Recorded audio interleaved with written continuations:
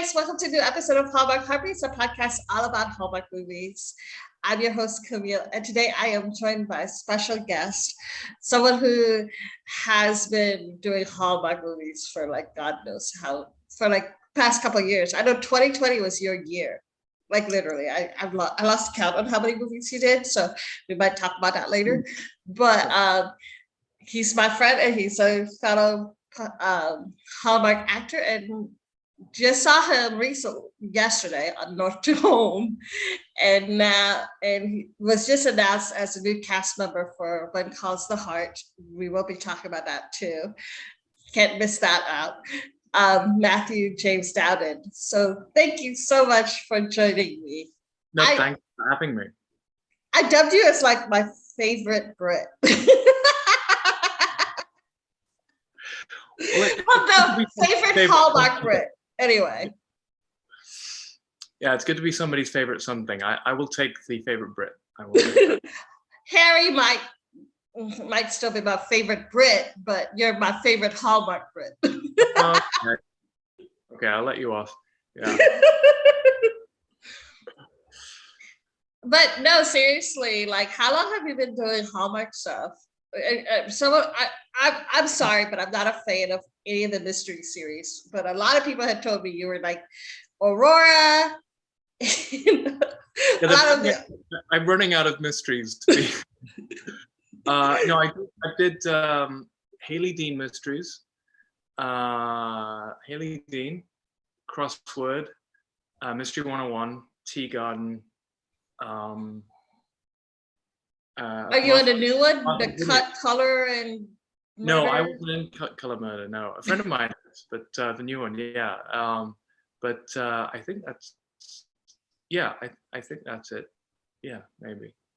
Wow, I can't ask you anything about those things because I don't watch them. I was talking to one of my friends who was like, you should watch them. I'm like, they're 17 episodes in, and you want me to watch? I've never seen any of them. So I have to start from the very beginning to know the backstory of what's going on now. I think a lot of them stand on their own. Some of the storylines, they do a very good job of making it so that you don't have to necessarily know who everybody is to get caught up. So yeah, Hallmark are good at that.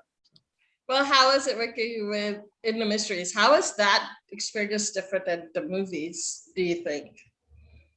It's not too, obviously there's less of the, because often in Hallmark movies I have often played the other guy, or the guy that doesn't get the girl, or the guy that loses the girl, or the, it just kind of, it's different in that there's a different subject matter. So with mysteries, it's more about how you're fitting into the plot line of the mystery and the murder or whatever it happens to be. So and it makes a nice change of pace to not be all about being the love triangle. So. Well, advice to love by you were the guy who got the girl, and same with North to Home. So you're getting the girl slowly. I'm not to home yet, so technically I didn't lose the girl. So yeah. But I have. So let's talk about the movies. I haven't seen a movie yet that I love your character in. Well, maybe Raising Last to Love, maybe was the closest one, because I don't know. I felt like I know it wasn't your character who was kind of pushing her to work for the restaurant kind of thing, for your restaurant. It was her dream to do that. But I was thinking to myself, why do you want to be a master sommelier just to work under your boyfriend? Talk about women empowerment, and then not really. That was the funny thing I saw on Twitter because I like to watch along, and I think it's funny when if I've done my job correctly in that situation, people are hating on my character, and I find it funny to go along and tweets when somebody says, "God, man, I hate that Aiden guy." I go for them to see the fact that I've liked the fact that they hate me. It's a good thing, because if they were if they had too much empathy for my character, then it wouldn't serve the story so well. So, but no, I know what you mean. It's like if she's going to get the master sommelier thing, she should kind of dream bigger than that. Yes, exactly. I was like, why are you like dreaming to just be under this guy? Go be you. Go pursue your dream for not to work under your boyfriend. That just the boyfriend doesn't believe in her. It's yeah. Even when the former head sommelier says that he thinks that she should have the job, and I'm still skeptical. So yeah. Yeah, you sucked as a boyfriend. I was like, I remember now. I was thinking to myself, like, is he being misogynist or what? I mean, I get it. He wants to be a master sommelier, whatever, to work for his restaurant. But dude, it's just a degree. She has the taste buds. What do you want? I think it's with that character. It was more that he's so particular that he can't see past the fact that the test is something that I even pointed out that a lot of people don't pass it first time. But I should have had the character was supposed to have more faith in her, and just can't see past the importance of having that title on somebody in his restaurant. So. And the other character that I had issue with was you as Zane on Christmas House too. I was thinking to myself, like, I get it, that's your son and you want to spend time with him. And I love that, yay. But like, you have not been part of his life for the past couple of years. So like, back up. That's very true. And again, that's the fun thing to play, to try and bring out those aspects of inserting myself in their lives where I'm really not wanted, and being able to do the back and forth. But there was a lot of fun with Mike, the character Mike, played by Robert Buckley, who's so funny in that movie. He's so I mean, I don't know how much. I mean, I suppose it's been out a while, but after the dinner scene, when he does his little thing to camera and he does his English accent, we say, anything I say in a British accent, and you know what Rob told me? He said, I've done something and I can't wait for you to see it. And when I saw it, I literally almost spat my tea out. It was so funny. And I said, one of the funniest moments in the movie. So he said he was pleased I liked it. He was excited for me to see it. So. I love that movie. That movie is such a great movie, and I want a third movie. I really do. I'm like a huge fan of that movie. I don't know how they're gonna do it, but if they do it, so much fun to make, and everybody involved. If they do a third movie, will Zane be back? I mean, I hope so, because if Zane has learned his lesson, I mean, that was and that's part of the fun of it as well. That we. As you pointed out, Zane's trying to insert himself into this life where he's been traveling. But by the end of the arc of the story of the character is that by the end, he's decided, okay, I'll get in touch and organize some visits so I won't just barge in like I normally do. Yeah. So I like to think he's sort of found his way a little bit at the end. So yeah, who knows? And your character does find love with the publicist. Yeah. That was fun as well. Michelle Harrison, she's so great. She's so great in that movie, and I could talk all day about your roles last year, but I want to talk about this one scene from Christmas Promise that broke my heart. It was with you and Tori DeVito on the couch, and she said to you, for the past year, I was mad at you because that night you were the one who kept telling me that he'll be okay. He's coming home. Yeah. Or whatever. And I was just like, I thought to myself, like, wow, she held on to that for a year, and that must have hurt. And that must have and I also imagine that your character felt some guilt too for the past year. too in that way as well. So it was like a scene of forgiveness, I guess, is how I would. Well, I think also she's, in a way, when she says that, um, she's more. I think she's also explaining the fact that she was the only way she could deal with it was by directing her sorrow at somebody, and the fact that I'd been trying to be optimistic and saying, yeah, it'll be through the door, and I think she knows I didn't do anything wrong, and I didn't do anything wrong, and I know I Yeah. didn't.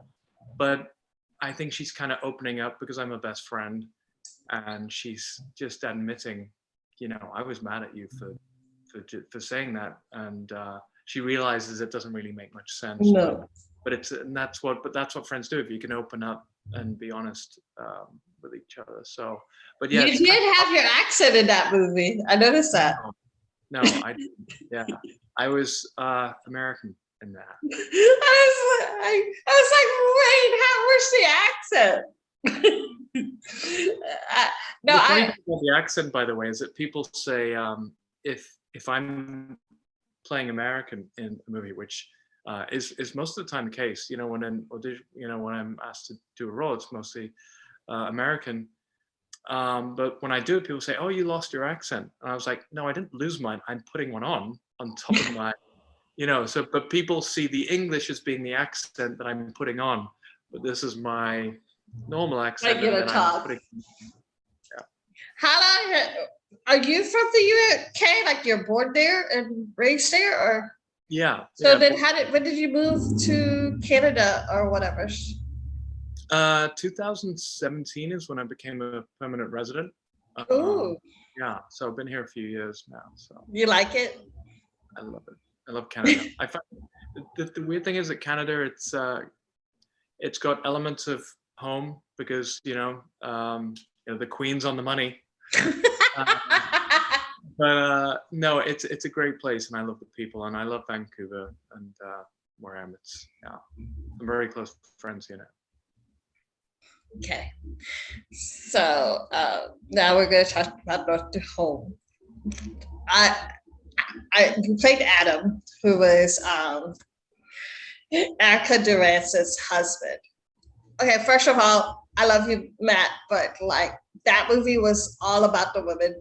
They took over that movie. The men were just like accessories, I guess you could say. Thank you very much. I mean, in the best way, accessories do like highlight, the outfit. Well, I think the original book that is based on it is called Three Sisters. I mean, the sisters are mentioned in the title in the original thing. So, and I think the original working title was involved Three Sisters. So, yeah, it's very much about the women, and which I'm happy to be an accessory. I mean, you had like the who's who of Hallmark in that movie. You got Erica Durance, Lindsay Fonseca, Kimberly Sustan, Barbara Nevin, and it directed by Ali Lieber. I know. I mean, wow. Who's who of yeah. No, I remember when they cast the movie, when they announced the casting of the movie, I was like, these are the like breakout stars of Christmas 2021.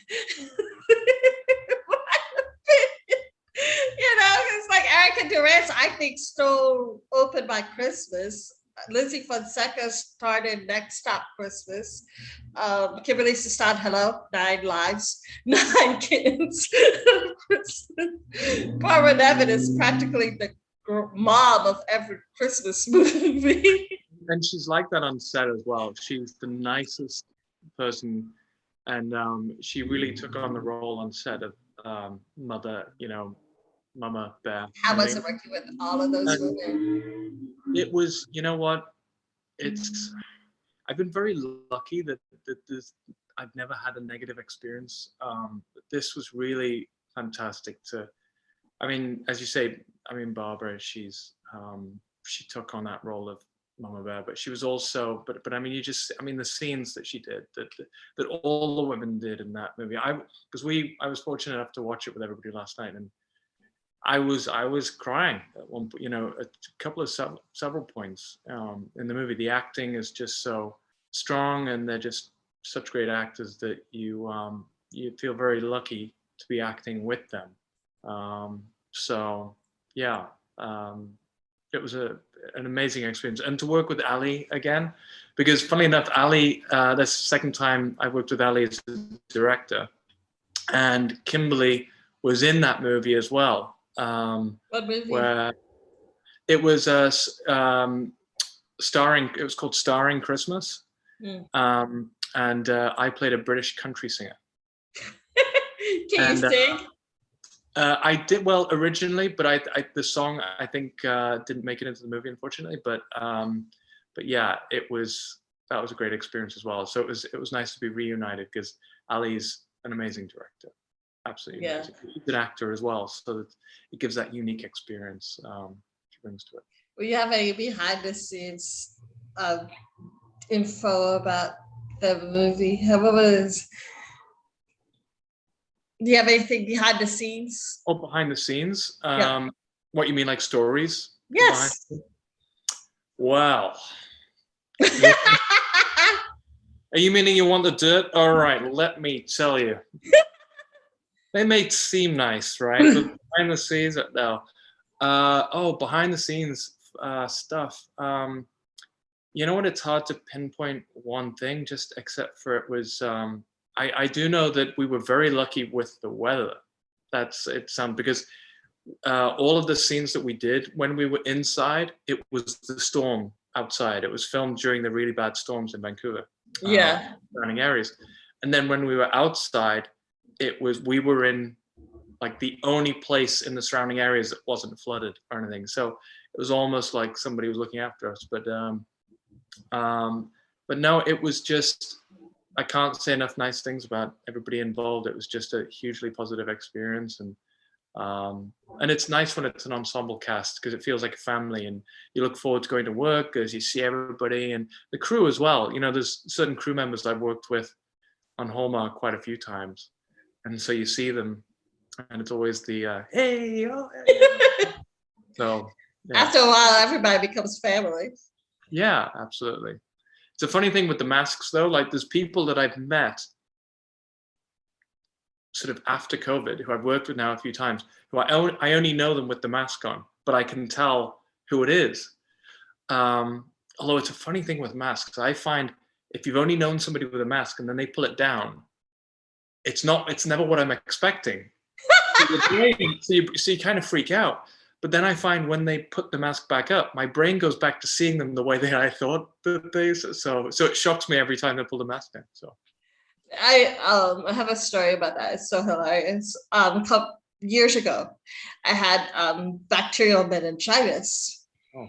I was like in the hospital for like 2 weeks or whatever. And when you have bacterial meningitis, everybody has to like be covered from head to toe when you go into the room or whatever.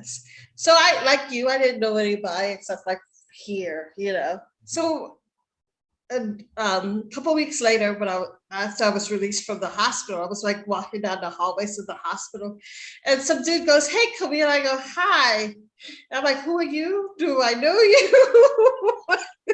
What's going on?" And he was like, "I was one of your doctors that took care of you while you had meningitis." I was like, "Oh, I didn't know." You should have gone.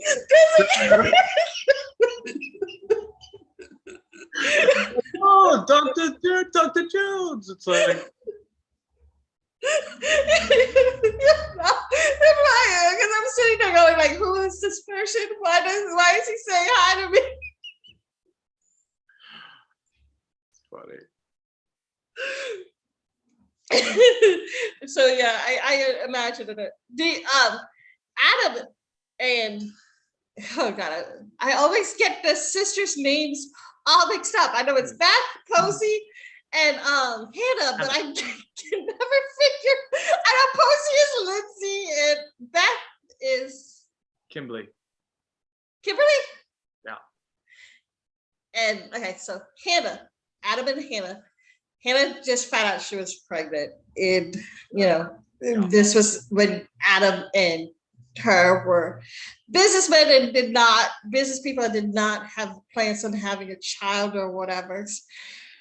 Um, I'm sorry if I get personal here. Do you have children, and like what would you feel if you were you ever in that situation, like you finding out your wife is pregnant?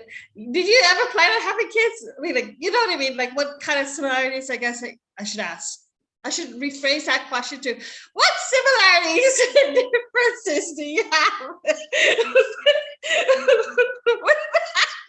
feel like I'm on a dating app right now, Camille. No, I totally get the question. So I don't have children, and I'm not married. So, but I can imagine that, I had this conversation with somebody a while ago that, it's very different for men and women, especially. So it's kind of unfair for me to comment. I always kind of thought, oh, if I met the right person, that then you think you want to have a family with them because you want to extend sort of the two of you like grow up. But then somebody pointed out, yeah, it's kind of easy for a guy to say that, it's different. So I don't feel like I'm in a place to comment, but all I can say is that I have 3 nieces and I love kids. I'm an idiot when it comes to kids. If there's kids around, I have to make them laugh. I'm a complete ham. I'm the guy pulling the funny faces. If I'm on an airplane and there's a kid, I'm the one making them laugh. And if I don't get their attention, it starts to bother me. Like I have to, try and get their attention. And it's funny, because the kids on set, the 2 Milas, Melly and yeah, weren't they amazing? They were just so cute, but also incredible actors. Being so young, they weren't just delivering lines, saying the lines, which I've seen on some movies where you get a child and that they're just saying the words. These kids were delivering with objectives and an intention. You could see the way they were delivering it. And it always blows me away when somebody so young can do that. I know the little girls who played the older sisters, the younger versions of the sisters. The scene where they just were on the bed reading Velveteen Bunny, I was like, oh. It was just a simple scene, but it just like broke your heart because, God. When you see kids, I think whenever you see younger versions of the characters, it always gives you that extra insight into the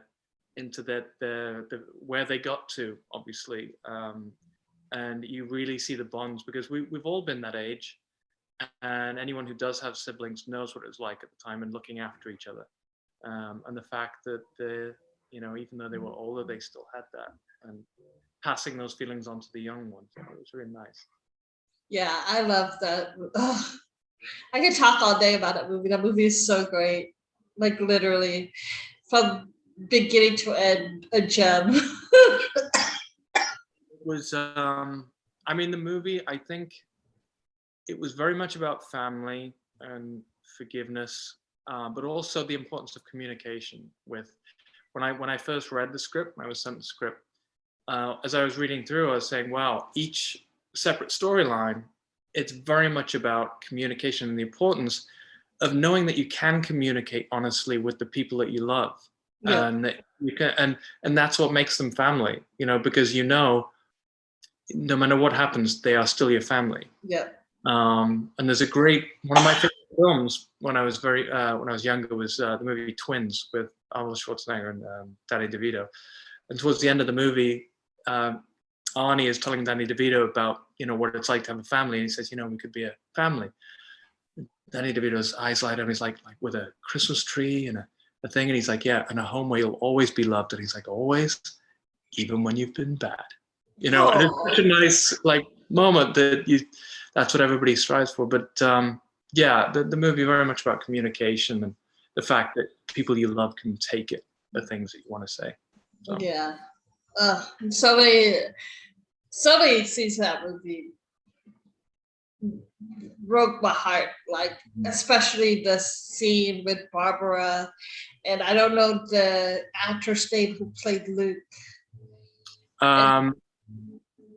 Sorry? The actor's name who played Luke? Yeah, that Luke was Tom. Yeah. Whew, that was just so powerful and beautiful. Because I felt like Barbara's character was finally had held on to this guilt all these years, And seeing Barbara do that was just a joy to watch her doing her thing. And I remember watching it on set because I was on set when they were doing that scene.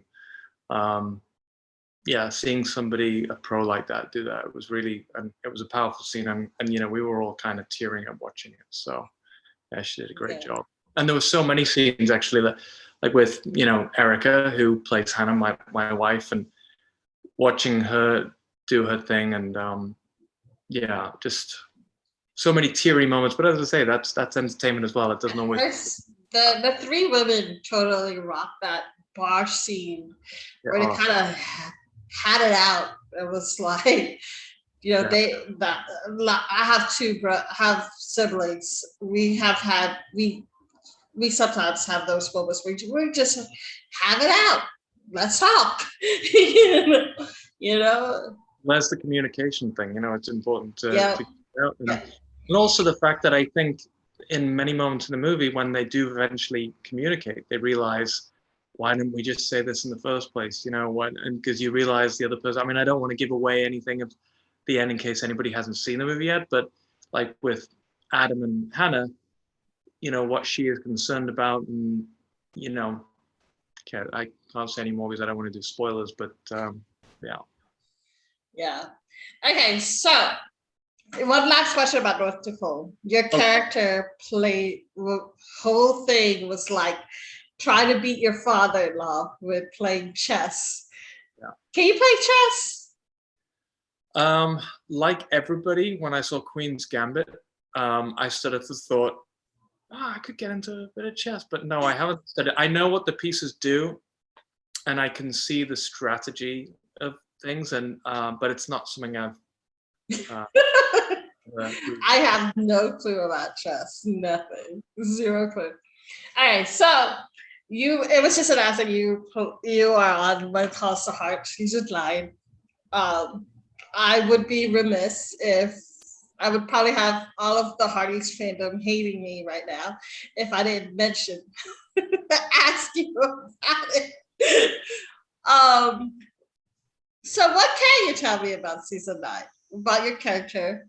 I know you can't tell me a lot, but can you at least tell me something? Anyone listening, can I tell you secrets? The funny thing about secrets is, I mean, as you know, and anyone who doesn't know, I used to be a professional magician. And people always ask, can you, will you tell us how it's done? And the old magician line is, you say, well, can you keep a secret? And they say yes, and you say, well, so can I. So, but in fact, when you first get into magic and you're so excited about it, and somebody asks you, how does that work? What are you doing? You're so excited about it that you want to share it with somebody. You think, oh, here's somebody as interested in me as me. And you tell them, and then you see the kind of the disappointment in their face that they know the secret.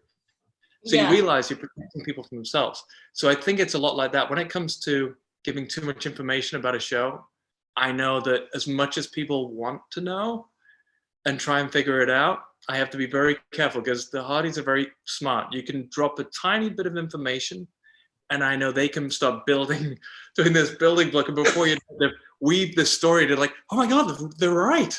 Like, so okay. all I can say, my character is Arthur Gilchrist, and he is a businessman who has shown up to Hope Valley to do some business. With who?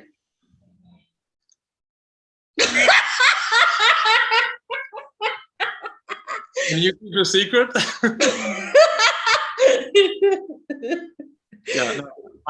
It would be very. It could be with one person. It could be with more than one person. How many episodes are you going to be in? Currently, I'm in 2 episodes towards the end.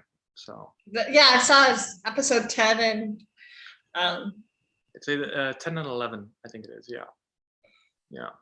So no, I'm very careful because I know, it's such a big deal to people, and I would not want to be the one who dropped that spoiler. Okay. Said the wrong thing. Yeah. Do you think we'll like your character? Or do you think we will be... Are you a villain or are you a good guy? I don't know. I mean, whether people will like me depends on what you like. I mean, I like me, but the character certainly likes. So I'm not sure I can say. I'm gonna let people judge that for themselves. What I will say is I can talk about being on the set, which for me was there's a place in the UK called Beamish Museum. Yeah. And it's like a wartime town, and it's got the old trams and everything like that. There's the stores that you can go in, and they're all old-timey stores, and there's people as actors that play it. And I remember as a kid, I used to love it because it was like real playtime. You were like, and I was at another air show festival once, and you got to sit in the cockpit of the plane with all the buttons, and it like your imagination, you didn't have to do as much with your imagination because you were able to pretend. And I think that aspect of being a kid and playing, getting to be in Hope Valley with all the old-timey shops and the set deck, and I was given this beautiful pocket watch. Wow. Which I was able to. I spent a long time working on that to, open it with one hand, which is the magician in me. But all those aspects were so much fun, and walking through the old town, and for me, it was just like playtime. Did you get to drive any of the cars? I didn't get to drive. I got to be. Did you ride a horse? No, I was in one of the old cars though. So. And that was again a treat because I don't know, those car seats look so cool. That's what, like the classic cars, like the old timer. Not even to have a conversation in because they're pretty loud. But but apart from that, no. For me, that was a real joy. To be. How was the outfits? The thing that's so cool to me is like how the wardrobe is so like different than the modern knowing or whatever. It's so funny when I see the actors again in modern roles or whatever. So I'm like, I don't recognize you. Back to this again. But when you're so used to like 1920s clothing, it's like, oh, that's what you look like in a t-shirt and jeans. Okay. No, that's very, very true. I think, but no, the wardrobe people do a wonderful job, and it's funny because when you get fitted for your wardrobe, they build it and look at different things and aspects and what goes with what. And so that was a treat as well to because everything like that helps as an actor. Anything that puts you in that character or things from the time, and that's always a treat to be transported back in time. And I really enjoy that aspect of it. So were you wearing a suit and tie kind of person, or I mean, I'm a businessman, so I think it's okay to say I'm wearing a suit. I think, I'm being you're trying to lead me down a path. I can tell, Camille. You're just inching towards that sort of. So what about the something? And then I'll be like, something else that was fun actually. I got to work with two wonderful directors. There was Neil Freenley, but who I never worked with before, who was wonderful, but also Peter DeLuise, who I have worked with before and who's a good friend of mine. And we hadn't worked together since we did A Brush with Love back in 2019. But I was so excited to work with him again because he's a good friend of mine. Well, I'm excited to see you in March. And so you have any other roles coming up that you want to talk about? Well, not Hallmark. I am in something that's coming out in January called 2 Sentence Horror Stories, but it's not a Hallmark. kind of removed from Hallmark. It's different, but yeah. Well, I can't wait to see you again. Shoot, like the very first movie that I saw you in was "Don't Go Breaking My Heart," and I talked to Jordana about the movie, and I just remembered one of the things that she told me was that there was a scene where you guys were like doing some kind of salsa dancing. And y'all only learned 2 steps in that scene. And so anytime you were in the shot or whatever, it was just you guys doing a repeat. Well, the thing is, as well as we're only human, and you're doing these 2 steps, and it can get a little, monotonous. So what we started doing was started saying, okay, let's see how many times we can do this move before the camera pans around, and I think we got up to 16 times or something, and it became a thing, and we almost started laughing a little bit. I honestly wanted you and her character to like hook up, but I was like, why aren't those 2 together? Well, who knows what happened when the cameras, I know. You and your sarcasm, I swear. That's like my favorite characters that you do. So you did like so many sarcasm stuff. It's so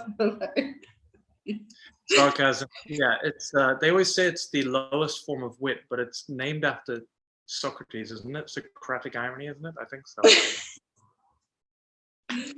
Well, thank you so much for joining me, and I can't wait till season 9. And I honestly want to see you play a prince. I told you this on.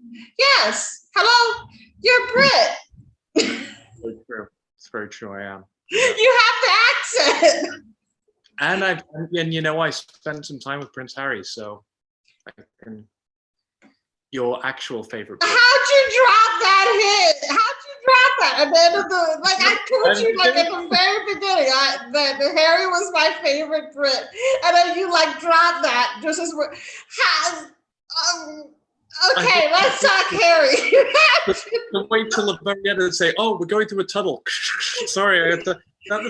No, very quickly. I used to do magic. I used to do magic shows at a very stately home in the UK, and I can't really say who, but it was. But Prince Harry was one of the guests. It was a very intimate group, and was this before Megan? Oh yeah, way before Megan, and so I did magic for the group, and then he and I chatted for a while. Super nice guy. Yeah. Oh, he seems like a nice guy. Yeah. So, I'm glad that he found his love, though. I'm glad both of them found their loves. It's always nice when that happens. That's why we watch Hallmark movies. Shoot, you should totally play a Hallmark prince. Well, I can imagine you with the royal sash and the. Oh yeah, I mean, I wear a sash in my day-to-day, so I could just bring that to wardrobe and say, "We're sorted, guys. Got it." Well, what kind of roles would you like to play next if you could choose? Would you? I would imagine that you would like to play the guy who gets the girl. Yes. It's not always nice being the guy that, if he's in the movie, the other guys are all right. He knows he's gonna. No, that would be great. But I just enjoy the variety and anything that comes along, and I just enjoy every aspect of the work, and also sometimes you can take a character that you think you've seen before, and then see if you can make it different, which is always nice. Well, thank you so much again. Thank you for having me. This is I'm so glad that I got to talk to you, and it's been a year, and hopefully it won't be a year again where we of us talking to each other. We're like, we gotta do an interview. Okay, and then months later, we gotta do an interview. Anyway, see you. Bye.